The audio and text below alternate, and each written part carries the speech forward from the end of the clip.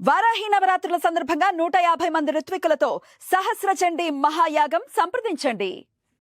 నమస్తే, welcome to Suman TV. నేను పద్మిని. ప్రస్తుతంతో పాటు ప్రముఖ ఆధ్యాత్మికవేత్త, దత్త ఉపాసకురాలు, శ్రీపాద శ్రీవల్లభ దత్తపీఠం వ్యవస్థాపకులు శ్రీమతి లతా దత్త గారు మనతో పాటు ఉన్నారు. మాట్లాడదాం. నమస్తే అక్క.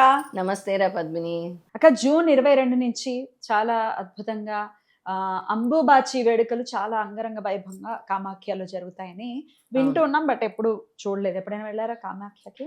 కామాఖ్యకి నేను వెళ్ళలేదు. నాకు తెలిసిన వాళ్ళందరూ వెళ్ళారు. వెళ్దాం అనుకుంటున్నాను.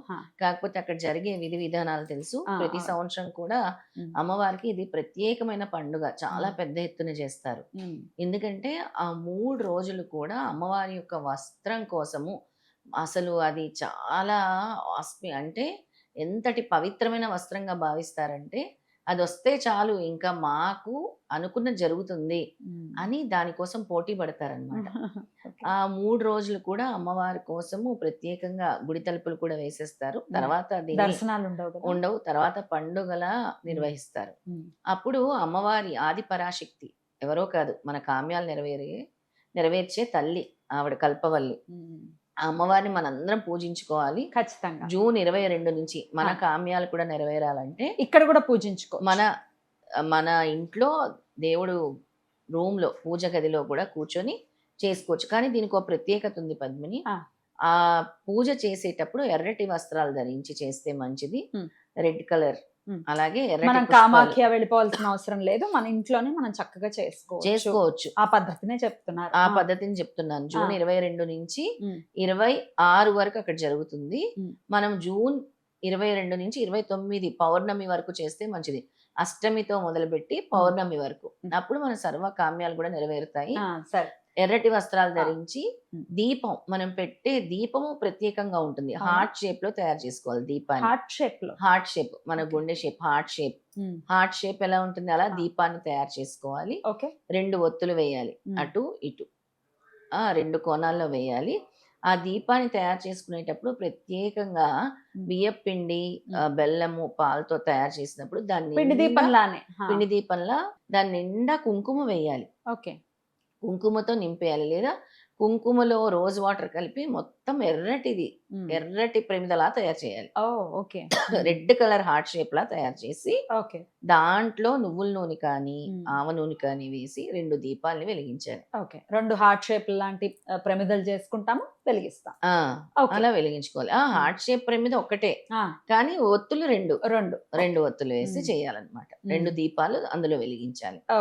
అలా చేసి ఎర్రటి పుష్పాలతో పూజించాలి. ఎర్రటి నైవేద్యం ఏంటి? ఎర్రటి నైవేద్యం అంటే మోతీచూర్ లడ్డు అవ్వచ్చు, టొమాటో రైస్ అవ్వచ్చు, లేదా మనకి ఎర్రపప్పుతో చేసే కిచిడి అవ్వచ్చు. అది కూడా అమ్మవారికి పెట్టుకోవచ్చు అనమాట. ఇక ఆ అమ్మవారికి పఠించాల్సిన మంత్రం కూడా చెప్తారు. కానీ ఏ టైంలో చేయాలక్క? ఇది ప్రదోష వేళలో చేస్తే చాలా మంచిది అనమాట. సాయంత్రము 5:30 నుంచి అలాగే రాత్రి వరకు. ఆఫీసులకు వెళ్ళారనుకోండి, ఇంటికి వచ్చాక కూడా చేసుకోవచ్చు. అమ్మవారి శక్తి అనేది విశ్వంలో ఉంటుంది.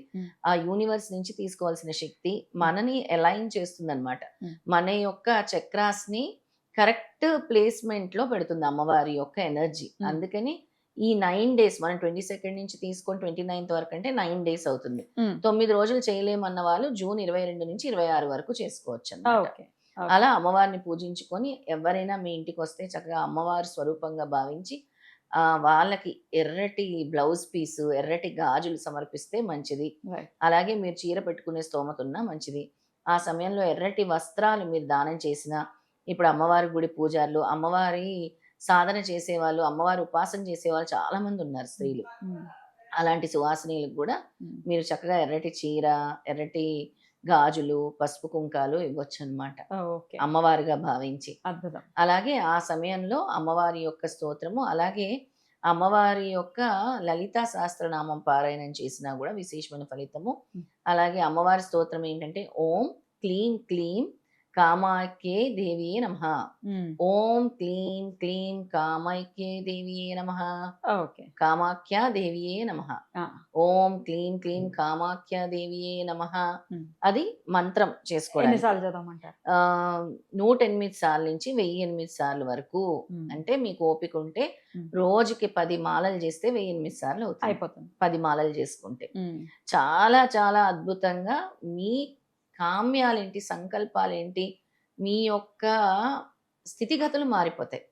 స్థితిగతులే మారుతాయి అన్నమాట. అక్కడికి పోటీలు పడిపోతున్నారు అసలు. అక్కడికి వెళ్ళి దర్శనం అంటే ఆ పండుగ వేళల్లో అక్కడ ఉండాలి, దర్శనం చేసుకోవాలి, లేకపోతే అక్కడ ఇచ్చే క్లాత్ అక్కడ అమ్ముతారా క్లాత్? ఆ క్లాత్ అమ్మడం అసలు దొరకదు. అది లోపల లోపల వాళ్ళే తీసుకుంటే, అది దొరికింది అంటే మన అదృష్టం పండినట్టే అని భావిస్తారు. ఇక ఎర్రటి గాజులు పెట్టి పూజించండి అమ్మవారిని, మర్చిపోవద్దు.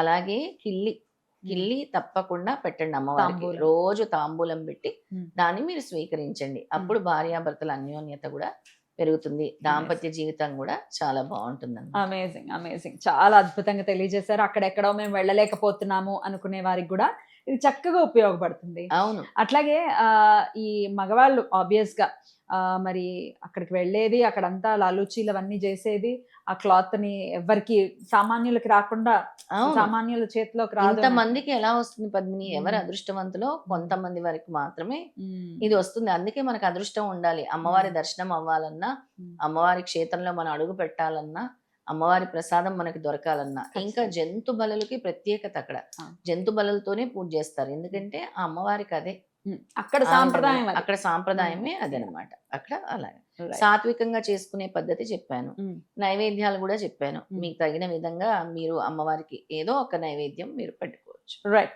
అద్భుతంగా తెలియజేశారక్క. కృతజ్ఞతలు. నమస్తే అక్క. నమస్తే.